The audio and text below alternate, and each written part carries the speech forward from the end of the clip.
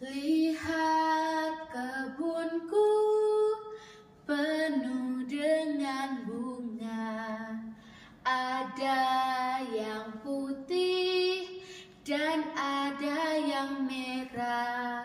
Setiap hari ku siram semua, mawar melati, semuanya indah. Halo teman-teman, perkenalkan nama saya Felisa Yulindra Sela dari SMP Metodis 2 Kota Tanjung Balai. Pada hari ini saya akan menceritakan sebuah dongeng yang berjudul Menabur Kebaikan untuk Bumi di Masa Depan. Adapun pesan moral yang dapat kita petik dari cerita dongeng ini yaitu kita harus selalu menjaga bumi agar tetap bersih dan sehat, supaya di masa depan kita terhindar dari segala macam penyakit dan bumi kita akan tetap asri dan indah. Kita juga akan merasa nyaman untuk tinggal di bumi tercinta ini. Penasaran dengan ceritanya? Di suatu hutan, hiduplah dua orang sahabat yang bernama Mary dan Alice. Saat itu, Mary sedang asik menanam beberapa biji pohon ek. Sedangkan Alice sedang bermain akordeon sembari bersenandung di samping Mary.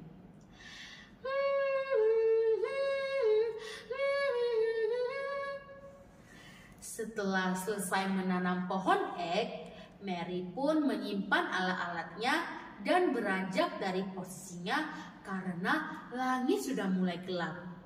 Namun, Alice masih asik bermain akordeonnya. Hei Alice, lihatlah, langit sudah mulai gelap. Kita harus segera meninggalkan hutan ini. Alice yang mendengar panggilan Mary langsung berhenti bermain akordeon dan menyimpannya ke dalam tas. Tidak terasa, ternyata hutan tersebut sudah diselimuti oleh gelapnya malam. Hal itu membuat mereka kesusahan untuk mencari jalan keluar dari hutan tersebut. Mereka pun perlahan menyusuri hutan itu untuk mencari jalan keluar. Di tengah perjalanan, langkah mereka berhenti karena mereka melihat ada sebuah pintu misterius yang mengeluarkan cahaya. Karena mereka merasa penasaran, mereka pun sontak berjalan mendekati pintu itu dan membukanya. Saat membuka pintu itu, mereka langsung tersedot dari hutan itu dan melewati campuran warna yang berputar mengelilingi mereka. Karena merasa ketakutan, mereka pun segera memejamkan mata dan berpegangan yang erat. Setelah merasa keadaan sudah mulai tenang, mereka pun membuka mata. Ternyata mereka sudah berada di tempat yang sama sekali belum pernah mereka kunjungi. Di sana mereka melihat ada banyak sampah yang berserakan, tidak ada pohon rindang, bahkan suhu udaranya terlalu panas. Ada banyak orang yang berlalu lalang di sana, namun tidak ada yang peduli dengan lingkungannya. Bahkan membakar sampah sembarangan dan hutan sembarangan sehingga membuat kabut kehitaman. Astaga, kita ada di mana ini? Kenapa bumi kita tampak sangat mengerikan? Aku juga tidak tahu. Bagaimana kalau kita mencari orang sekitar untuk menanyakan apa hal yang telah terjadi? Mereka pun perlahan menyusuri tempat itu dan di tengah perjalanan mereka bertemu dengan segerombolan hewan. Kalian siapa? Kenapa kalian sangat mengerikan dan hanya menyerang manusia? Akulah nyamuk malaria. Aku ada karena kalian yang telah mengembangbiakan kami. Kalian telah menyediakan tempat tinggal ternyaman kami. Lihatlah, banyak sampah yang sudah bertumpuk lama, bukan? Di sanalah tempat kami tinggal. Terus, mengapa kalian hanya menyerang manusia?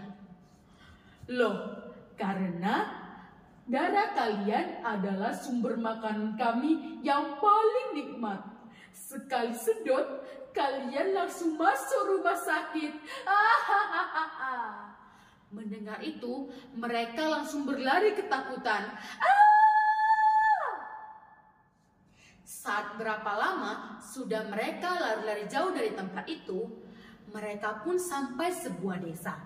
Di desa tersebut, mereka melihat ada seorang nenek yang sedang sibuk membersihkan halaman rumahnya. Mereka pun bertanya, "Permisi, Nek, kami ingin bertanya, apakah betul ini adalah bumi tempat kita tinggal?" "Iya, Nak. Ini memang bumi tempat kita tinggal. Kenapa kalian sangat berkeringat dan tampak kebingungan, Nak?" Mereka pun menjelaskan situasi yang telah mereka alami kepada nenek itu. Mendengar perkataan mereka, nenek tersebut merasa ada yang janggal dengan mereka dan bertanya, "Nah, kalian tahu ini sudah tahun berapa?" "Tahu, Nek, ini kan sudah tahun 2001. "Tidak, Nak. Ini sudah tahun 2024. "Hah? Ada apa dengan bumi ini? Bantulah kami, Nek. Kami ingin segera pulang." Karena nenek tersebut merasa kasihan dengan mereka, nenek itu pun berkata, "Sebenarnya, Nak, nenek juga mengalami hal yang sama dengan kalian. Nenek juga berasal dari tahun 1997. Namun, nenek tahu cara untuk keluar dari tempat ini, yaitu kita harus melakukan 1000 kebaikan untuk menjaga bumi ini." Karena mereka sudah merasa pasrah dengan keadaan, mereka pun mengikuti perkataan nenek tersebut. Mereka mulai menjaga kebersihan dan kelestarian bumi. Hingga beberapa bulan telah berlalu. Mereka akhirnya dapat membuka pintu misterius itu.